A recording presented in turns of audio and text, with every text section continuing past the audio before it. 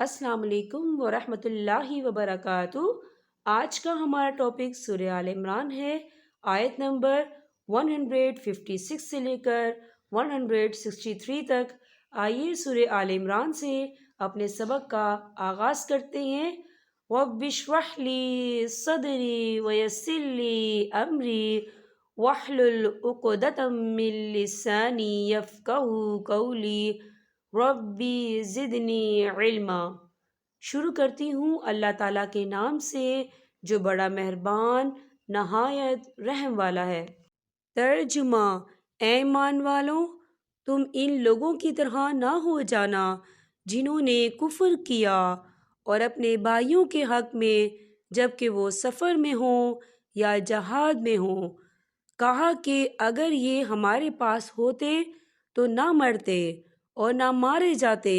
اس کی وجہ یہ تھی کہ اس خیال کو اللہ تعالیٰ ان کی دلی حسرت کا سبب بنا دے۔ اللہ تعالیٰ جلاتا اور مارتا ہے اور اللہ تمہارے عمل کو دیکھ رہا ہے۔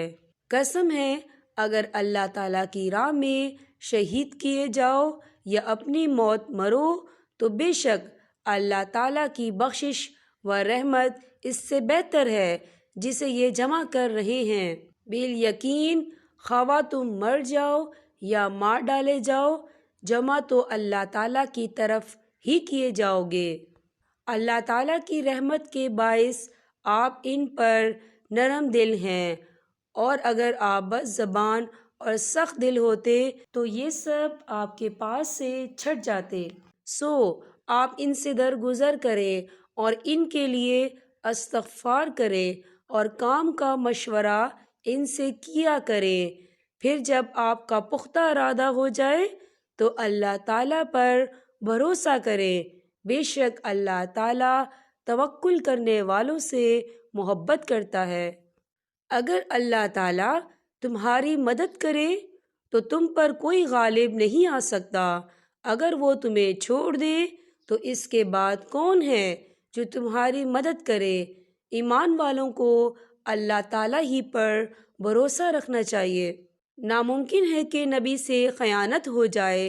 ہر خیانت کرنے والا خیانت کو لیے ہوئے قیامت کے دن حاضر ہوگا، پھر ہر شخص اپنے اعمال کا پورا بدلہ دیا جائے گا اور وہ ظلم نہ کیے جائیں گے۔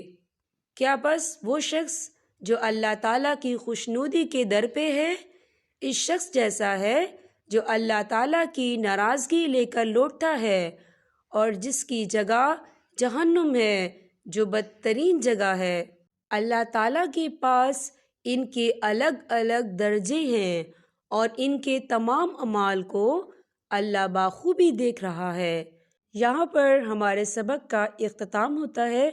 اللہ پاک ہم سب کو قرآن پاک پڑھنے، سمجھنے اور اس پر عمل کرنے کی توفیق عطا فرمائے۔